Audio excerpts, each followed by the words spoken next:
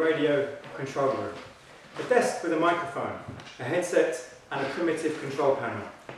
Vinyl records are splayed across the desk and a red on-air sign indicates we're live. Alan sits at the microphone. Welcome back to Moonlight Jazz on KCPR, California Public Radio. My name is Alan Palmer. It's 10:12 on a rainy Friday night and we got jazz records to see you through to the morning light. The piece you just heard was Ornette Coleman and Blues Connotation from his album This Is Our Music. Don Cherry on the pocket trumpet, Charlie Hayden on double bass and Ed Blackwell on drums, backing him up on a classic piece from 1961. Before that was 4x5 by McCoy Tyner. Joe Henderson on sax, Ron Carter on bass, and the great Elvin Jones kept time on the drums. As he speaks, a youngish woman in formal clothing comes in. Alan barely takes notice of her. And we started off the set with a crazy piece of crazy from the late Charles Mingus, theme for Lester Young. From the great Mingus album, he shuffles papers. We got 2 minutes of business coming up, then we're on our way to Montreux with Miles and Quincy when they play the classic Blues for Pablo, right after this. He hits a button and the on-air sign goes off. Hi, Alan, right? We met last week. I'm Denise, the new programming manager. Oh, right, sorry, I'm terrible with names the first time I meet someone. Not a problem. I've met about a few hundred new folks since Monday. I'm having trouble myself. Are you still working? It's pretty late. Yeah, I had to stay to finish some paperwork and I wanted to come down to chat with you. I'm on the air. Right, yes. If you want to sit in on the show, just let me know beforehand. I'll try to keep a certain vibe in here. Oh yes, totally. You've been doing this for a long time and I don't want to mess with your mojo. Like I said, I just wanted to talk to you for a minute. You have so many records in here. How do you pick out what you want to play? I work on a playlist all day, keeping in mind work I haven't played in a while. What fits well together and what listeners respond to. Then I put it all together, make sure all the transitions work and go on the air. Wow, that must be a lot of work. It's only work if you don't love it. Totally, it's like exercise. Yeah, sure. I'm back on in a minute, but I do the afternoon shift on Monday. Maybe we could talk then. Actually, that's what I wanted to talk about. My Monday show? Your show in general. There are some changes coming down the pike for the station and I wanted to talk to you before any rumours start going around. Changes? What changes? The on-air sign goes red. Thanks for sticking with us on a rainy Friday night. Up next we got Miles Davis and Quincy Jones from their Live at Montreux album. A great introduction to the journey that was Miles live on stage. After that we got something a little more modern, with Freddie Hubbard performing a track from his 1971 album First Line. Herbie Hancock, George Benson and Jack DeJohnette on there and Ron Carter popping up again on the bass. Hope you enjoyed them and we'll be back. He clicks off his mic. You know all those names by heart? I've been playing these songs for years and before that I was listening to them.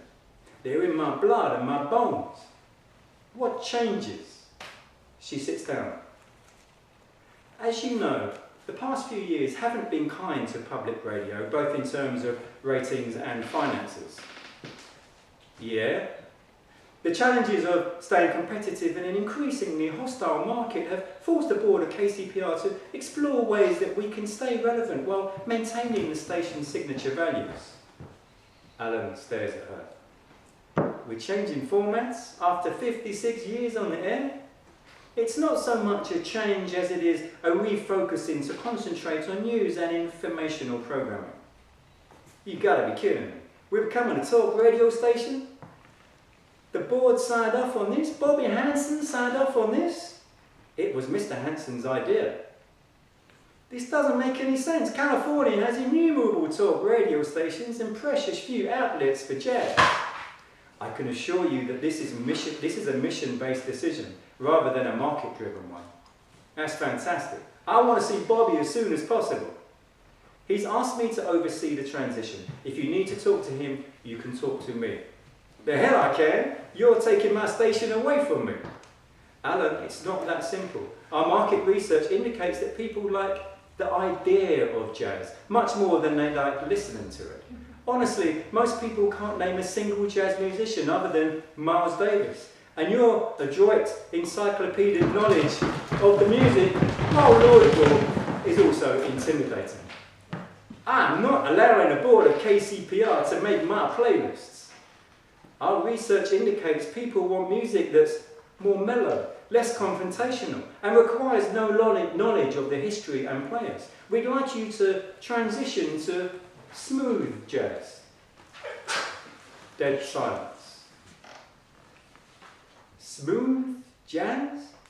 You know, Kenny G and such. It's something that's had a positive response in our focus groups. And the licensing fees are surprisingly low. We'll be leaving you on Friday nights and Sundays. Also, we've made Tuesday at 4 AM available, and that can be a free-form hour. Oh, thank you so much. And this is in the planning stages, so for now, keep playing your normal music and don't say anything on air, please. The red on-air light goes on. Alan stares at Denise, who frantically points at him. Oh, sorry, that was Miles Jones and Quincy Jones from the live album Live at Montreal. I'm sorry, I've just received some disturbing news that I need to share with you. Denise shakes her head and waves her hands to get him to stop. As we know, this has been an especially brutal time for public radio. We're being blamed for all manner of federal budgetary nonsense while being hammered for being biased, liberal, intellectual, and all of the above.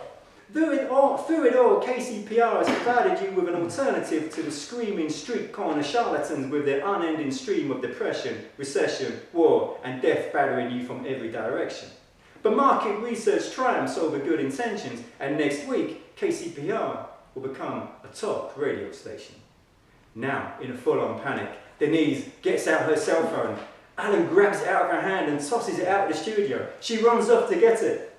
I've also been told that the timeless, vital jazz music I've been playing all my life is no longer required or desired by the marketplace, and that I'm to begin playing smooth jazz. Now you may wonder what I think of smooth jazz. I think smooth jazz is to music as getting a rectal exam is to sex. It's utterly free of soul, heart, or balls. It's music that was made to be heard in dentist's office, elevators, and anywhere else you want to get the hell out of. If you held a gun to my head and said, listen to smooth jazz or die, I'd beg you to shoot me. If I had my way, I'd round up anyone who plays or listens to smooth jazz and set them on fire while their children watch. But since I have no choice in what happens to me or my music, I'm going to abandon my normal playlist and play you the strangest, most abrasive and unlistenable jazz I can get my hands on. Starting with, look through record pile, side 3 of Miles Davis' acid jazz trainway. Dark Magus, no melody, no tune, just 45 minutes of electric acid trip, dark night of the soul, freaking out. Back after this. He flicks his mic off. Denise stares at him. What? Oh, right, I wasn't supposed to say anything. Sorry. How could you do this? You just said anyone who listens to smooth jazz should be burned alive. On the air. They don't need to be burned alive on the air, just burned alive. You were going to be given every opportunity to express your opinions and ask questions. The Tuesday slot was freeform. Do you know how rare that is? An hour in the middle of the night on Tuesday? Oh, thanks for your generosity. I know this must be hard for you. You've been in the business for what, 60 years? But times change and KCPR has to change along with them. How? By spitting in our listeners' faces?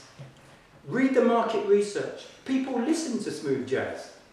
Because they're getting a root canal when it comes on, just play along for the good of the station and your family.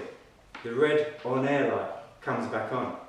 Play along? Nobody who got anywhere got there by playing along. Miles Davis didn't play along. John Coltrane didn't play along when he recorded A Love Supreme. Charles Mingus and Charlie Parker didn't play along. And look where they are. They're dead. You play music performed by dead people and listened to by nobody who matters. Jazz is dead, just like poetry is dead. Painting is dead and theatre is dead. Nobody cares about any of that crap except elitist intellectuals who would be sleeping under bridges if they had to do honest work. Then I quit. Any jazz station in the country would hire me in a second. Really? You know a lot of jazz stations that are hiring right now. You know a lot of jazz stations that exist right now. Because I sure don't. It's play or pay, Alan. Fine. He gets up and starts to leave. Where are you going? I'm going to go home and have a whiskey and listen to some jazz. In the morning, I'll think about what I want to do with the rest of my life. In the meantime, we've been on air for the last 45 seconds. I'm sure the elitist intellectuals still listening will be happy to go to sleep under a different bridge with their disposable incomes and advanced degrees, but they don't matter, right? Alan exits. Denise, in a panic, runs to the microphone. Let me assure all of our loyal listeners out there that the opinions of the previous broadcaster in no way reflect the views of KCPR, its board of directors or corporate donors. So, who's ready for some smooth jazz, right? Thank